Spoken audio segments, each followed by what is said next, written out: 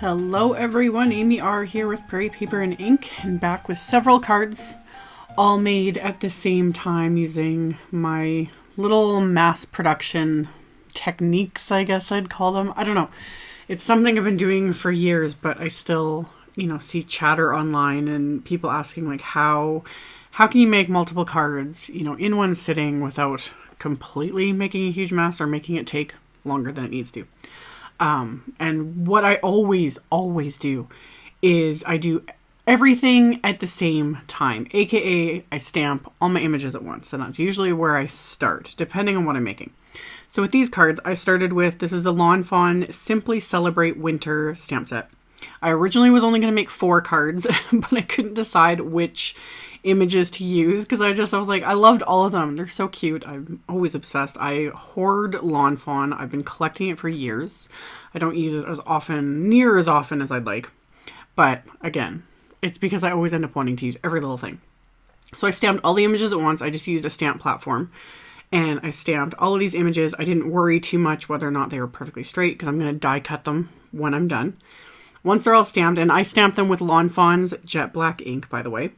So once they're stamped, I did all my coloring. I kept the coloring very basic, very simple, only using 2 colors at most for blending other than the greens. I had 3 shades of green just to give it a little extra something, but not a whole lot, mostly because that row of trees, I was like, it gives it something. But kept the coloring really, really simple so that I could sit and color all of these images and not take all day at it. I think altogether it took me maybe 20-ish minutes. I don't time myself. I get asked that sometimes, like, how long did this take? And more often than not, I don't time myself because I find if I am, then I'm stressing out and worrying about, all the other things I need to do. And I really like to be able to sit and just kind of zone out and enjoy the coloring process. Although for me, because I do this as a job, I also have to be aware that I'm on, filming and in camera frame and all that stuff. But if I wasn't doing that, I would have just stamped these and maybe even stamped multiples of them because, I'd stamp them all at once. You could do like multiple pieces of cardstock with it. And then taking these with me with this handful of markers, and you can, sit in front of the TV and watch some Christmas movies, get the Hallmark channel going, and just enjoy the process. But honestly, even while I'm filming, I had my iMusic on with a Christmas playlist and like rocking out to, Mariah Carey and Wham and all that fun stuff. So I was just having fun and, going all out Christmas when I did these. So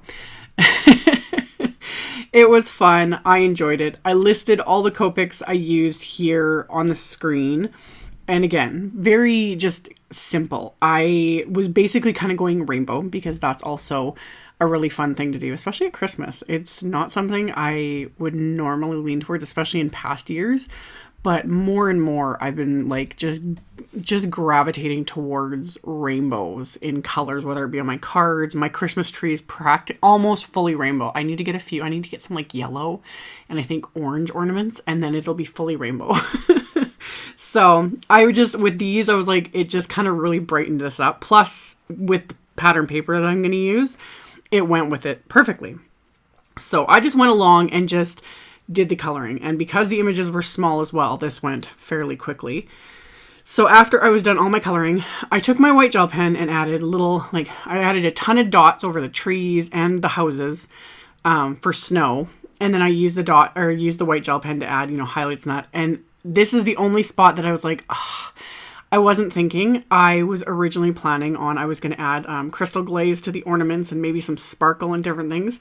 But when you want to do that, white gel pen has to be used last. Because if you put white gel pen and then you go over it with most like glitter brushes or crystal glaze or anything like that, it dissolves the white gel pen. So it still was cute, and really it saved me the step of like adding stuff that needs to dry, etc.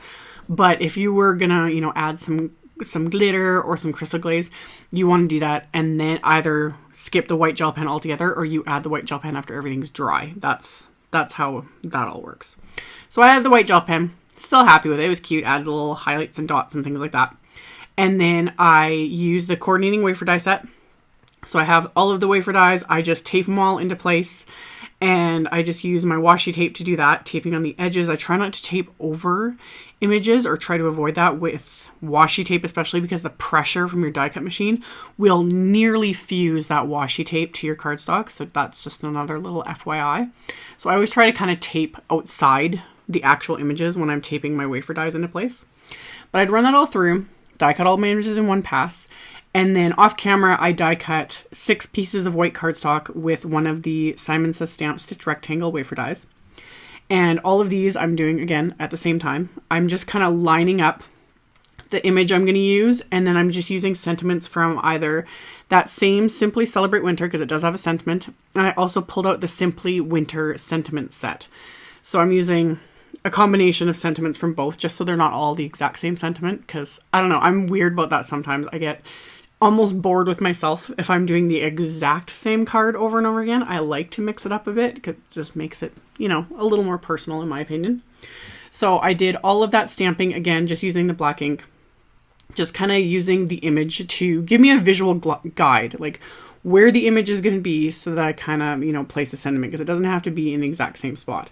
Although, again, if you're making a ton of cards and you want them all the same, I would have lined up the sentiment in my stamp positioner, because then you could really fly through it, you know, and just place the cardstock stamp, place the cardstock stamp. But this works as well. So I would do the same with this too. I kind of wish I had, because there was a couple where I pressed a little too heavy. I should have just lined these sentiments up in my stamp platform.